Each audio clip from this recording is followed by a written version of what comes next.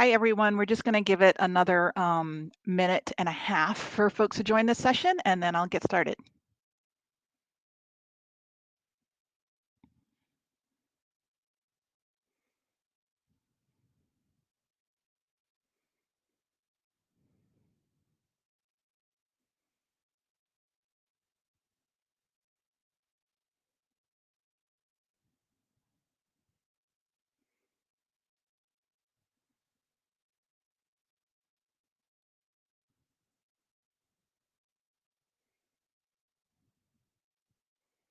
Everybody, welcome to the session. I'm just going to give it one more minute in case folks are transitioning from other sessions.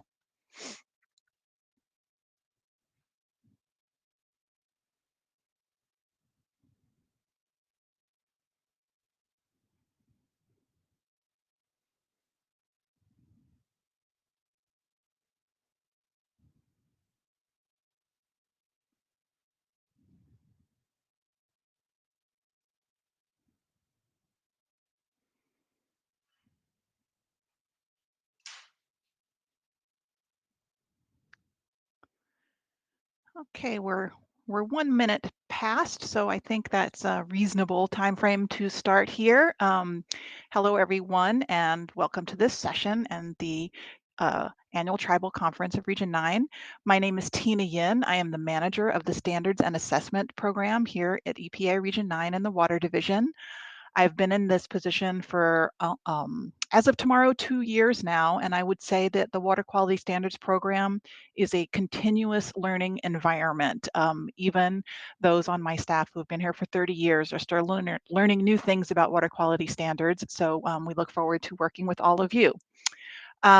So let me start off by letting you know that the purpose of this presentation is not to get into the technical details about specific water quality standards or exactly what you need to do for setting or using a bioligand model.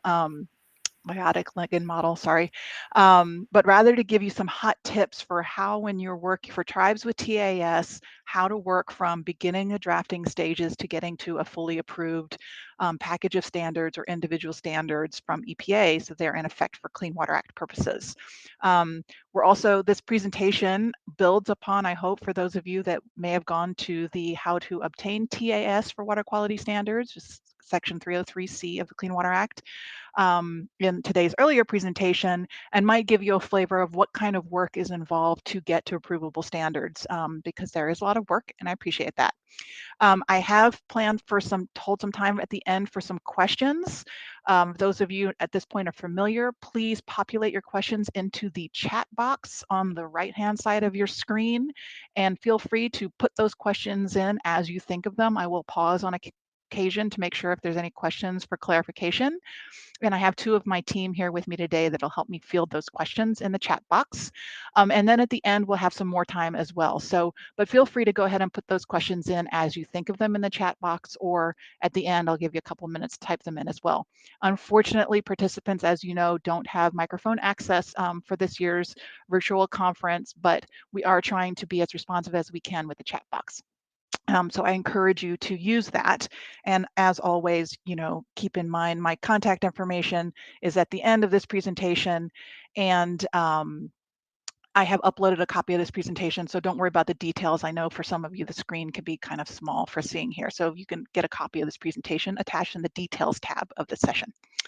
So with that, I'm going to introduce you to our, or let you know who the water quality staff are in my section, water quality standard staff, and we'll go do a quick objectives of the Clean Water Act and the importance of standards, introduce you to the water quality standards template, and then show you some resources. And throughout the presentation, you'll see these orange pop-ups, and these are our hot tips for things that we've either seen regularly happen or that we wish we had remembered to tell people while they're developing their standards. So with that, I'm going to jump right in and let you know I have a mighty team of 8 here at the Region 9 Water Quality Standards team. These are their names: Matt Bolt, Rochelle Cameron, Eric Dubinsky, Diane Fleck, Terry Fleming, Dave Giuliano, Matt Mitchell, and Susan Saucerman. And we are all available, and myself are all available to speak with your tribe's technical staff or even at the management level, to help you as you go through the water quality standards process. Many of you are familiar with your project officers that you may work with to get funding through Clean Water Act 106 or 319 or others. While they are always here to help, they're also to help you find who to talk to in my office. But the hot tip for you is to start with Terry Fleming. If you, at least through next year, he was a good first start and can help us figure out where you are and how much support you might need for your program. So while these names change a little bit, this is our team right now. So with that, let's go into just a reminder of how the Clean Water Act starts. In the opening chapter of the Clean Water Act, it says, we want to restore and maintain the integrity of our waters. We want to protect fishable and swimmable uses in all waters, and we will do that through water quality standards. And it describes the role for states and tribes as well as EPA. So EPA helps to set the science and what might be protective of uses, but tribes with TAS will determine what uses they want to protect and what criteria are available to protect those uses. But that in order to be in effect for Clean Water Act purposes, the EPA must approve the standards written by a tribe or a state. In this case, I'll talk about tribes. And there are several regulatory and scientific hurdles by which you need to come through in order to have approvable standards. So with that, I just quick primer for those of you that are getting your head back around. Most of you know or may know that there are 3 parts to water quality standards. There are uses. How do you want that water to be used? Do you want it to be fishable? Do you want any special uses in your water to protect certain cultural activities? Do you want to protect a particular endangered species? That would be a fishable use. Do you want to be able to boat or swim for recreation use, or perhaps protect the water for drinking water sources? There are a lot of uses that you could designate for those. A designated use is a water quality standard and requires our approval to be in effect for Clean Water Act purposes.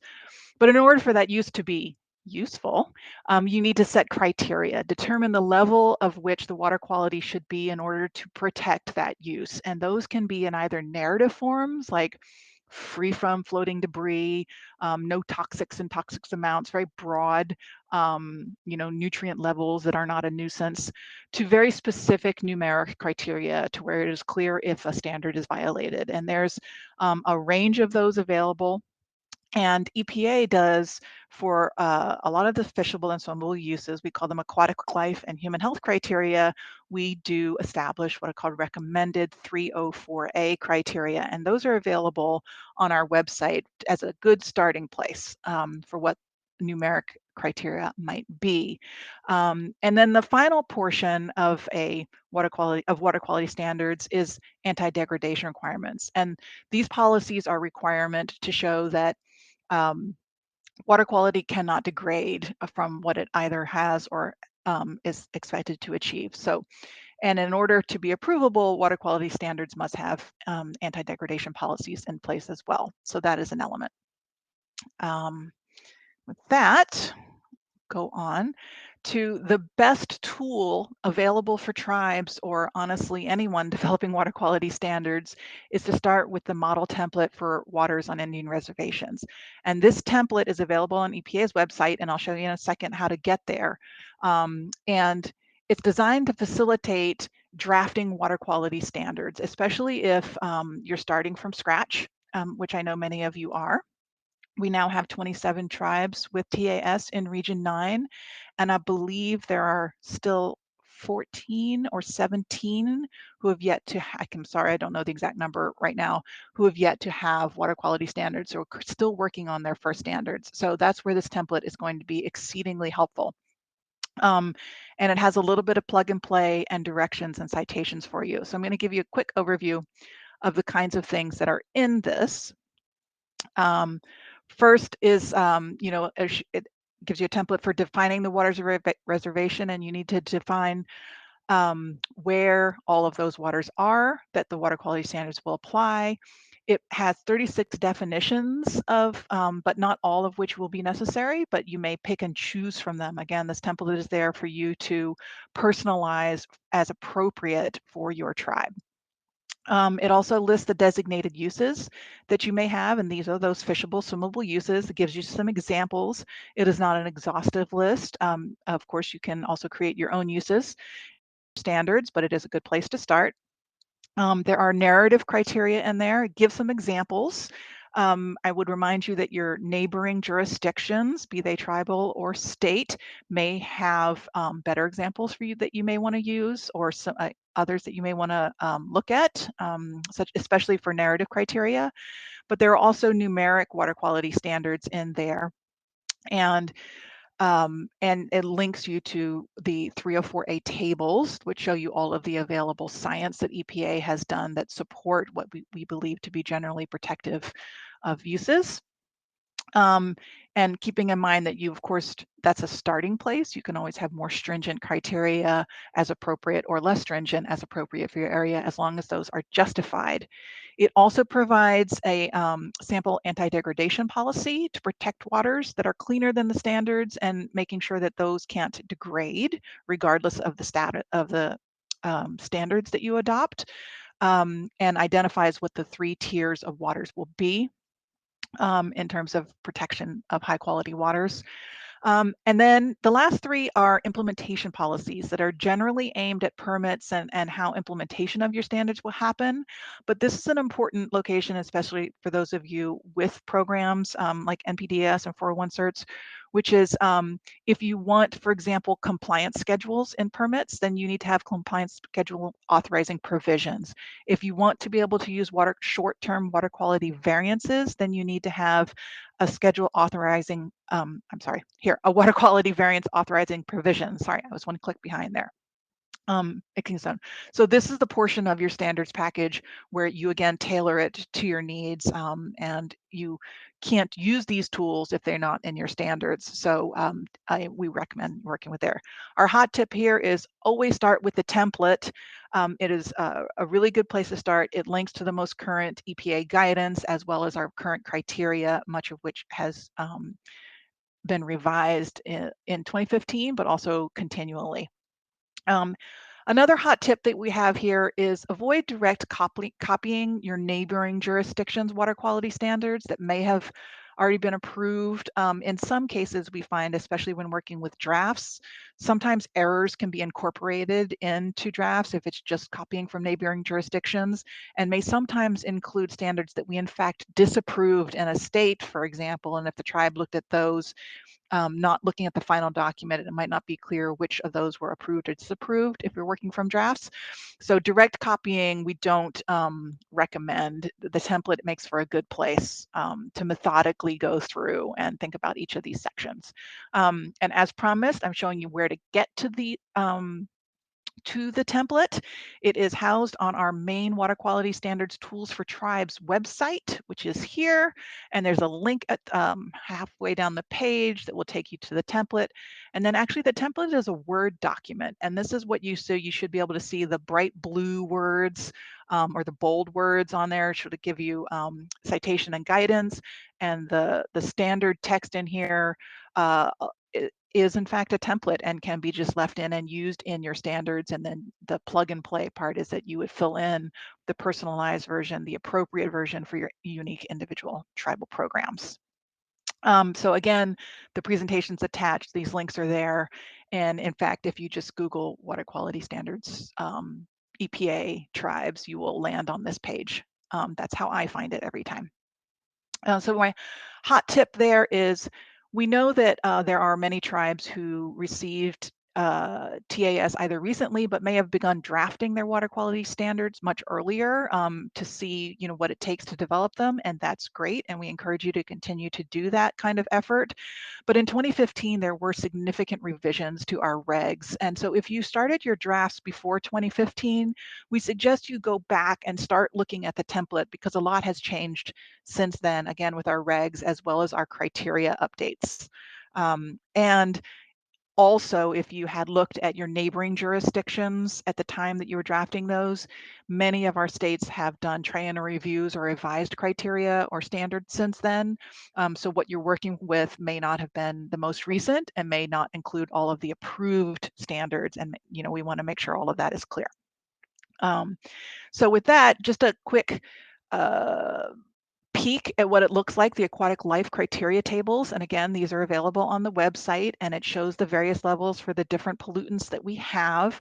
There are about 26 pollutants for aquatic life. It is not everything. There may be other pollutants that are important to your tribe that you want to include here, and we are here to help work with you. Some of the criteria are based on numbers, others are equations or models. I confess, I personally find it can be very confusing on how to do this. That is where my team is here to help you work through how to do this, what it means, how you'll know it's working, what is the best approach for your standards package. And our hot tip here is always check for updates. EPA is continually working on our science, and occasionally we'll revise criteria, and they will be reflected in the tables online. We just want to make sure, and again, that these recommended criteria, and this is based on the most sound science that EPA currently has in most cases, but that doesn't mean that a different criteria may not be appropriate for your tribe, in which case you are, of course, able to do that, but your standards package must include a justification, a scientific justification as to why the criteria that you selected is appropriate, especially if it's different than the 304A, which we know the science behind. Another important hot tip here is to remember that your standards must protect downstream uses. And in some cases, your neighboring jurisdictions, such as California, may have more stringent criteria than our EPA recommended criteria. And an example here is mercury. So if you're a tribe in California, you'll want to take a look at what the California mercury standards are to make sure that your standards are being set at a level that is protective of those downstream uses. Similarly, when states do their standards, they need to make sure that their standards are protective of downstream tribal uses for those tribes with TAS and approved standards. So this is important distinction here. And again, the liaisons in my office can help you when you look at your draft packages to help flag those that may be different in your neighboring jurisdictions, because it all can be very overwhelming and a lot of numbers to look at. An example of the human health criteria table that is also available online. An important distinction to know here is that there are some you can personalize your use. For example, so if your tribe has information that you consume fish at higher rates than the national average, it may make sense for you to choose different fish consumption rates for setting the standards, as well as based on population and risk levels that are more appropriate in your area. And so again, you need to provide justification as to why your levels were picked, but this calculator will help you do that again for what's appropriate, and my team is here to help you. So our hot tip there is that you can customize the variables that make most sense for your tribe. So the template allows you to download these tables, and then you can work on them and keep copies on. You don't need to work on repopulate it every time. So what is the process for developing standards and the submittal process? And the first step, as many of you know, is to obtain TAS approval for water quality standards. That's Clean Water Act Section 303C. Often tribes apply for that at the same time as 401 certification, but it's not always necessary to do that. It is just an important opportunity for you in terms of a comprehensive clean water program. But again, so that is a separate TAS. So then at that point, once you have TAS, it's really taking a look at drafting your standards. And the important thing here is early engagement with EPA. And again, I stress that if your project officers, who's you know, reach out to them and they will help you find someone on my team. Start with a template. Get EPA feedback and technical support throughout your process. We are here to help answer regulatory questions, statutory questions, scientific questions, downstream and upstream questions, anything that might be appropriate for you to develop. And we can also bring in some legal support as well. And you know, there are several cross-cutting evaluations that EPA needs to do in order to approve standards for Clean Water Act purposes. And we need to know what's coming in order to start that work so that we can respond and approve and hopefully not disapprove in a timely fashion so that there's clarity as to which standards are approved for Clean Water Act purposes. But once you have a good solid draft and you're confident about where you're going with your standards package, the next required step is the public participation step. And so there are specific requirements that you need to provide 45 days notice of a public hearing and materials 30 days in advance of that public hearing so that you can solicit feedback from your stakeholders on your proposed water quality standards. And the hot tip here is that the public process can take 2 to 6 months. So you can do the math there. It's at least a month and a half notice before a hearing, but after that, there's a response to comments, and you may want to do revisions after receiving public comments.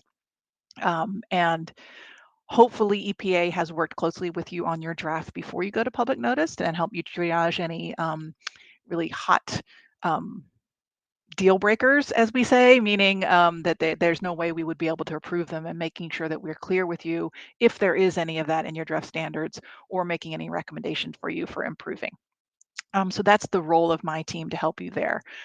So once you have gone through the public notice period, then you would have an adoption hearing. And again, this was following your tribal law on how you would do that. It can look different in each tribe, and making sure that you respond to the comments that were received.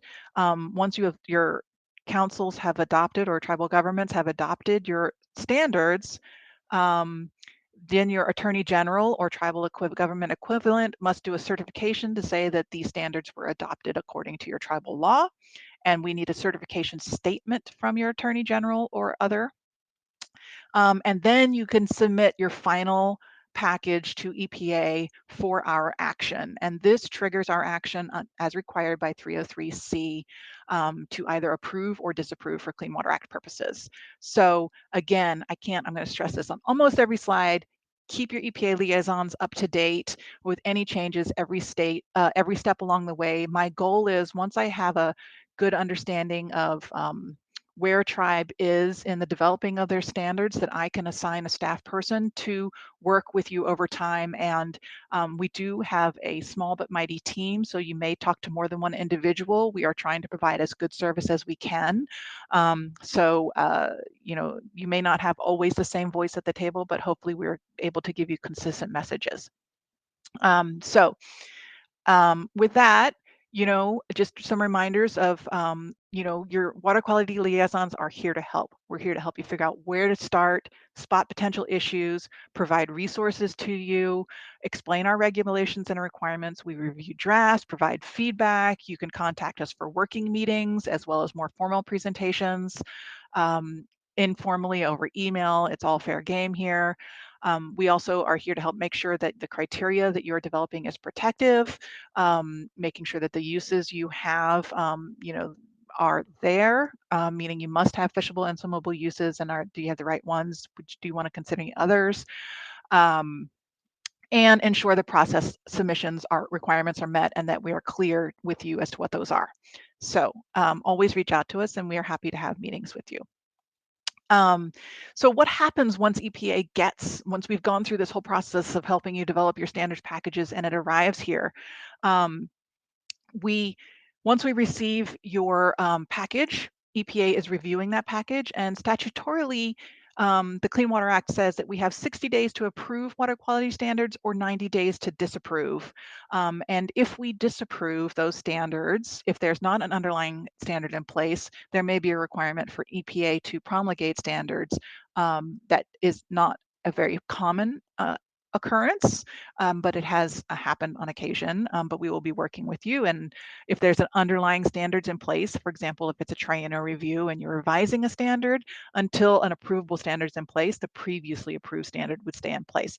But we'll cross that bridge when we get there. Hopefully we don't want to get to disapprovals. That's not the goal here.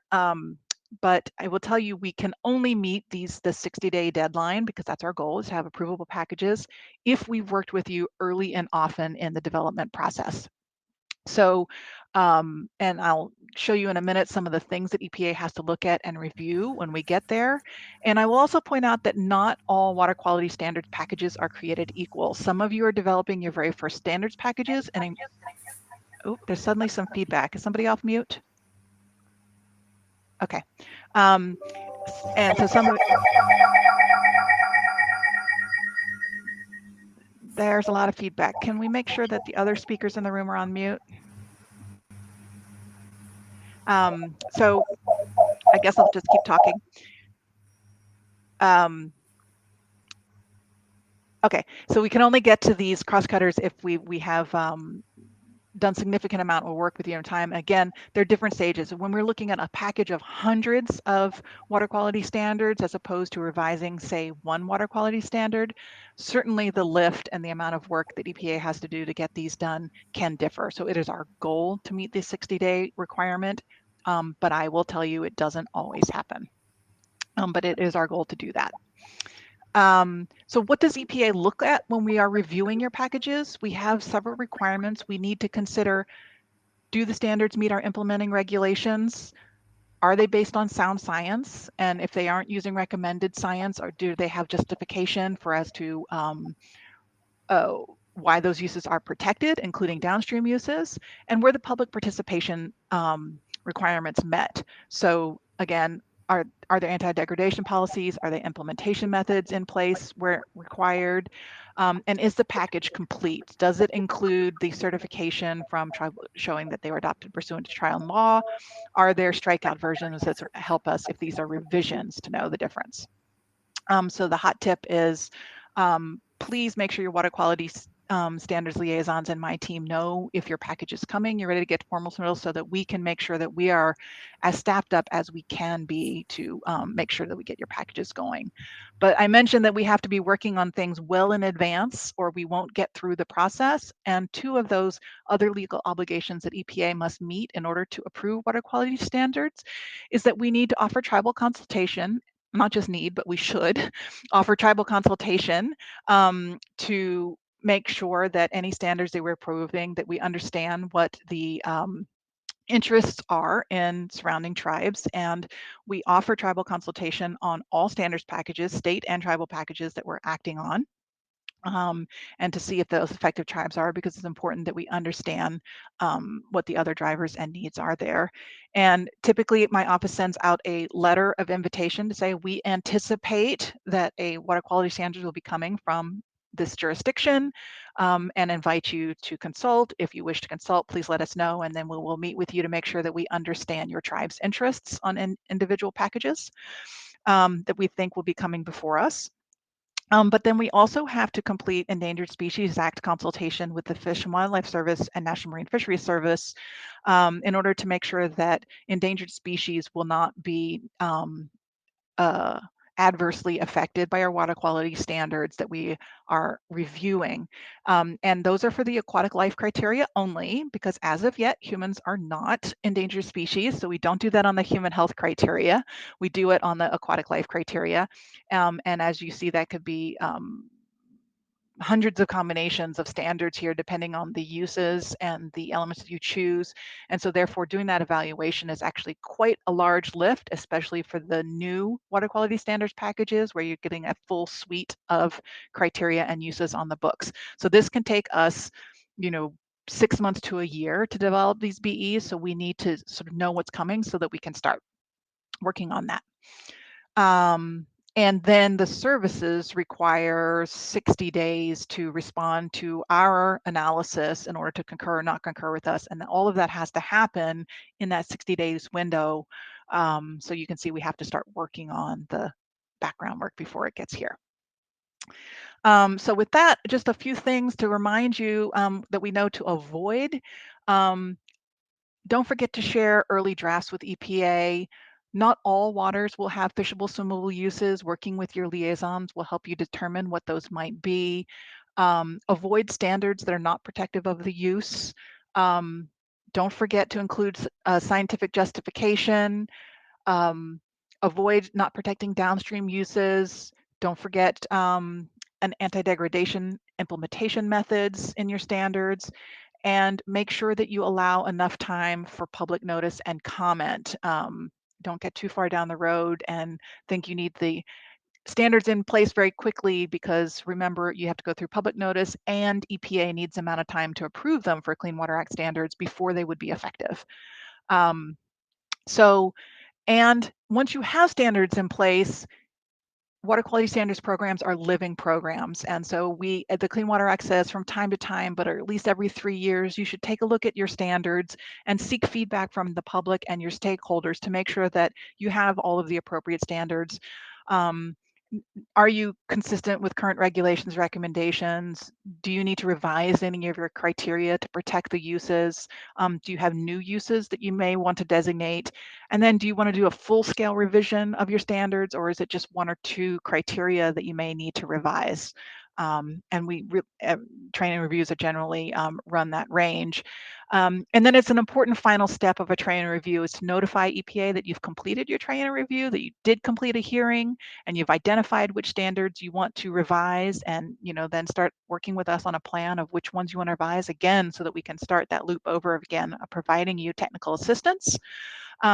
Or if you think, nope, all of our standards are up to date and there's nothing here to revise, we believe all of our uses and standards are appropriate, you can send, or you do need to revise the criteria, but it's going to take time, and not this time. You need to send EPA a letter with a rationale of what was decided as a result of your hearing. So this final letter is important as a final step of a training review.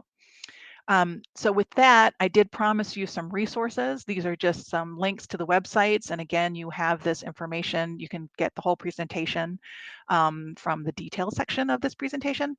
And there are training reference materials. There's water quality standards handbooks. There are the Water Quality Standards Academy.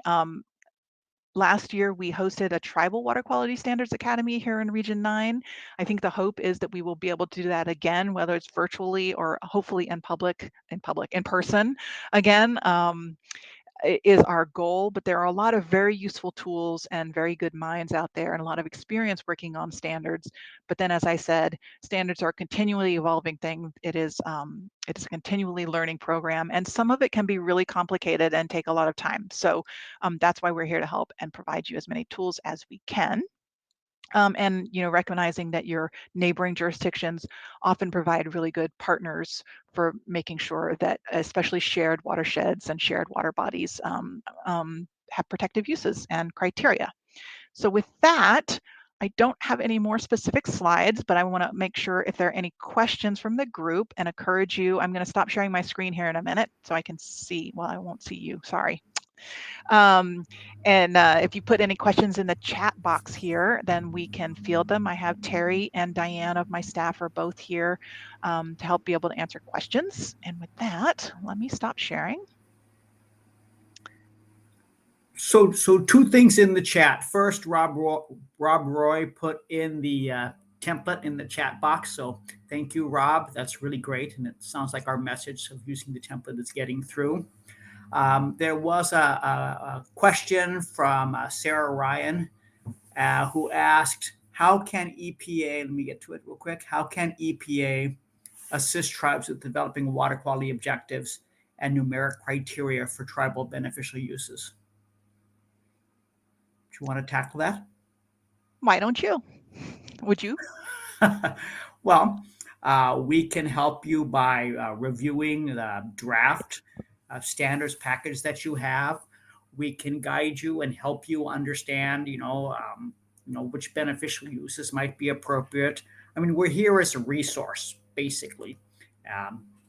So, Sarah, if I didn't answer your question directly, go ahead and can she talk? Or? Yeah, no, unfortunately, we 4 are the only ones that can talk here.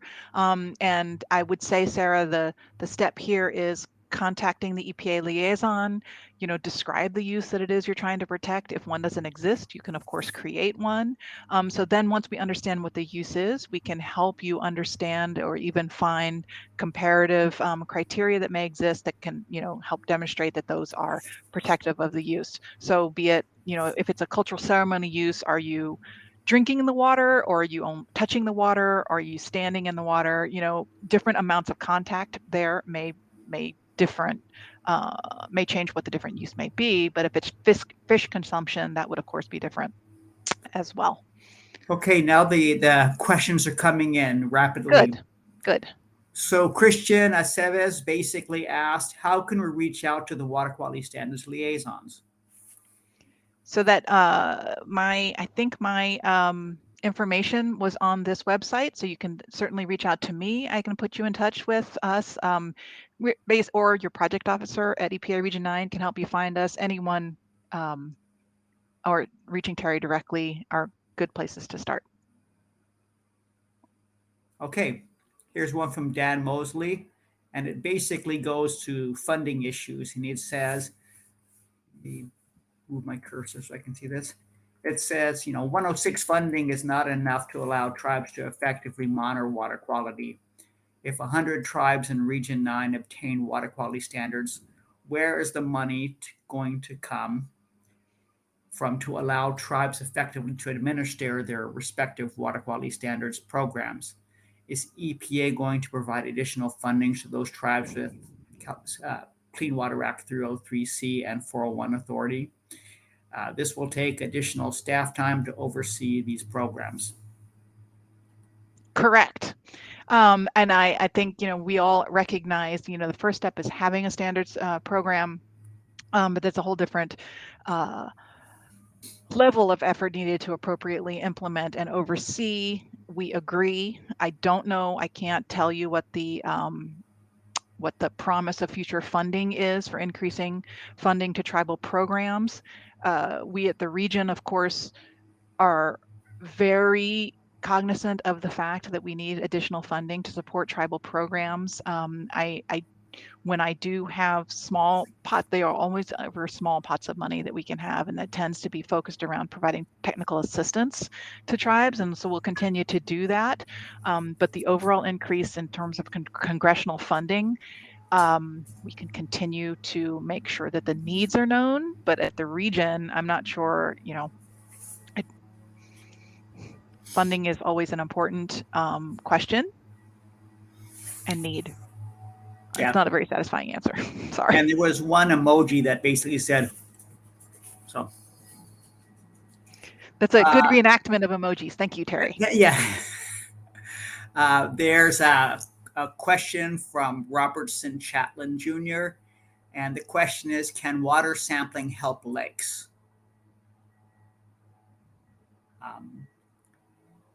So I'm not sure what the question really is.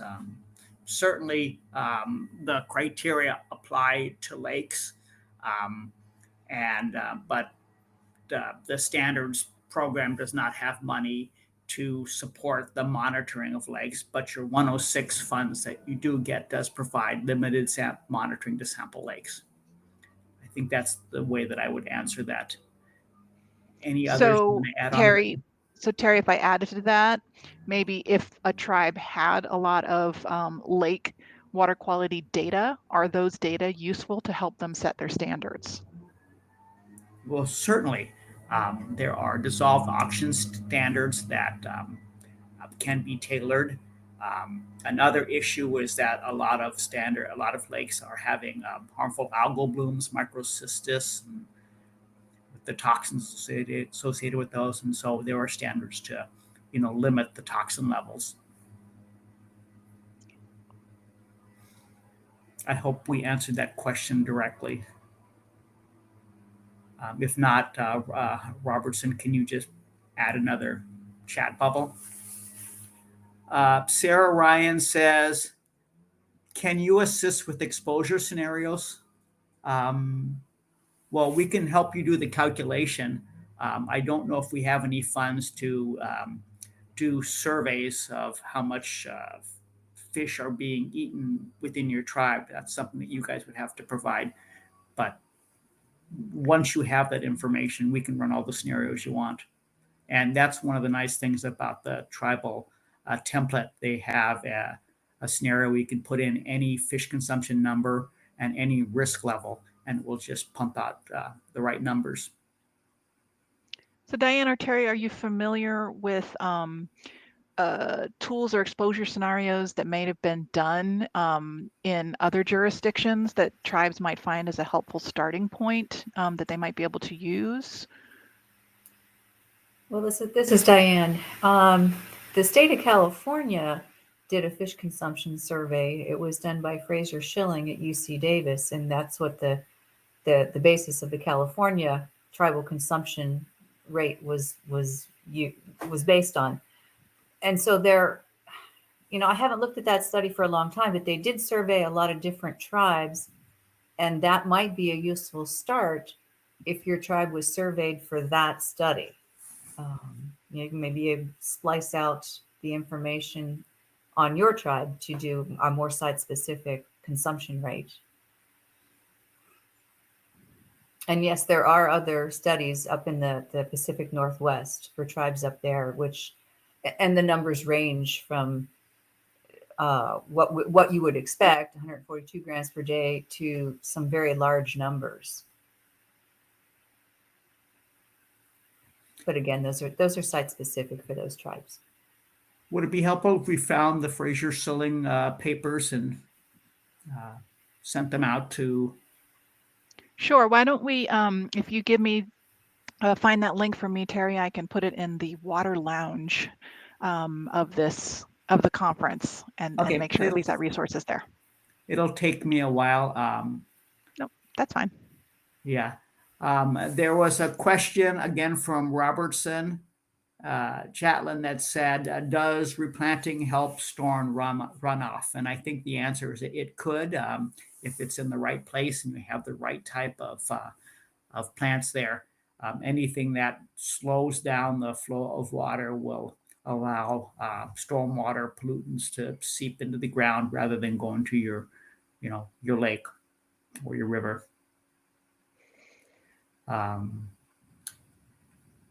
Diane, you want to take the rest of the questions while I look for the Fraser Schilling papers? Sure. I think you're at Iris Johnson. Okay. What technical assistance is offered through EPA concerning water quality standards? I'm not sure exactly what kind of technical assistance you're looking for. I would start by reaching out to Terry and then the liaison. If you're looking for developing site specifics for particular pollutants, we can certainly help you with either taking the 304A numbers and making some adjustments to them for your specific information. I'm not sure exactly what kind of technical assistance you're looking for, but we can absolutely help you.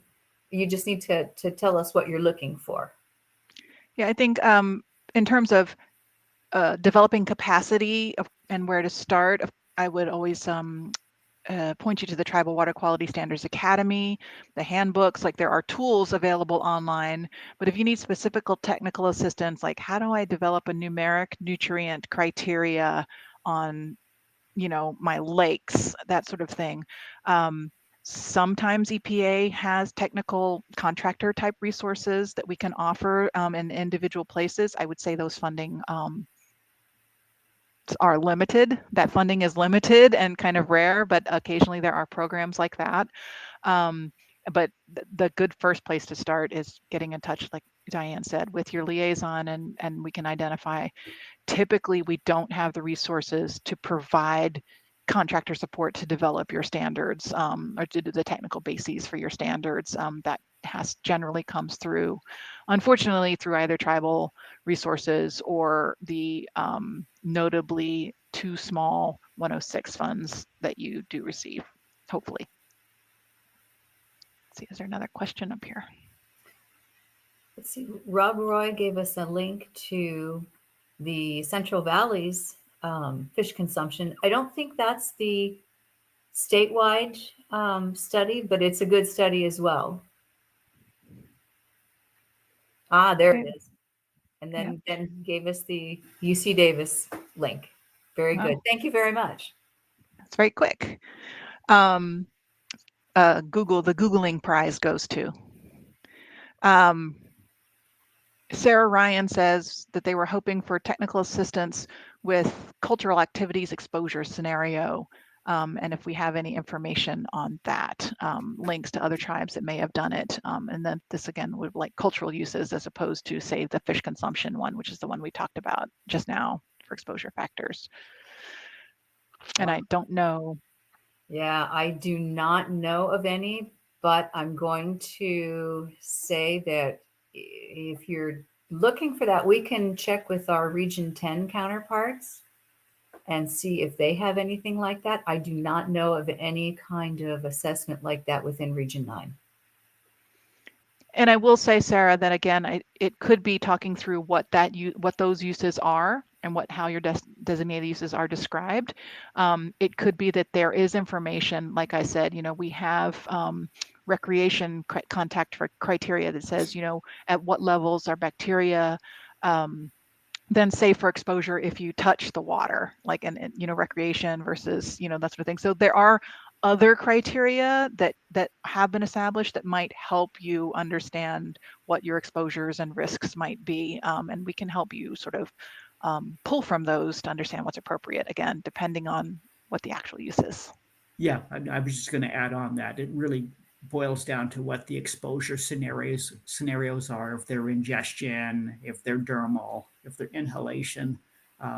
We don't know those things about your tribe, but you probably do. And if you can give us the parameters, we can probably help you use the science to come up with appropriate thresholds and criteria to protect them.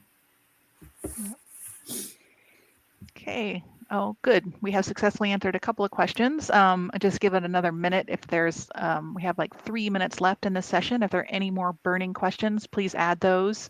I will fill the time to say that some of you may think we have draft standards from you that we are working on for your tribes. And if you haven't heard from us, chances are we may not have the most recent version, so we are ramping up to try to be more tracking of those tribes with standards and where drafts may be. If you submitted a draft set of standards with your TAS application and you got that and that was years ago, my section likely doesn't have it unless we've recently been in communication with you. So reach out to us, let us know where you are with your standards programs. We understand that standards can take anywhere between months and years to develop. And so we just want to make sure that we're right sizing our support to you. These are your programs and we're here to help you develop them and to get them in effect. I see that Robertson Chatlin added some clarification to his first question, and he was really wondering about water sampling. And apparently, in the San Carlos Apache, they have stopped water sampling, and I think that's really a function of, how much 106 or 319 money that you have to do the sampling and the priorities for the sampling. We don't have access to your money, nor do we want to have access to your monies. But some of us have experience in monitoring, and if we want some help with prioritization, we can help. Daniel Mosley says, why? Is that to me about not having access? Or maybe to Robertson, why he had to stop. Oh, maybe that's why. Okay. Could be funding related, capacity related, field access, utility, knowing as to what the data tell you, how you can use the data, storage. I think, unfortunately, we are seeing examples of a lot of monitoring programs that have slowed. Yeah, and the other thing to point out is that our section does standards, TMDLs, and monitoring and assessments. So if you have monitoring and assessment questions, we can try to help. Well, great. Let us know. And again, if we are not able to help you, we will definitely find the people that will. Robertson, you can, of course, give us your email address, and you can also email fleming.terrence@epa.gov, and he will get your email. Maybe you just type that in there in the chat box. Easy peasy. And again, if we are not the right person to answer, might be your tribal project officer, it might be others. We will make sure to get you to the right folks who can help you here. With that, I see we are 53 seconds from the end of this session. I thank you all for participating. Those of you may have seen this last year, and I'm hoping that our hot tips, I would say they continue, and sometimes they grow every year, so you may be familiar with the presentation. But we are here to help. Reach out to us at any time, and we'll try to right size our support to you. With that, thank you all for being here, and I am going to stop the broadcast. Thank you.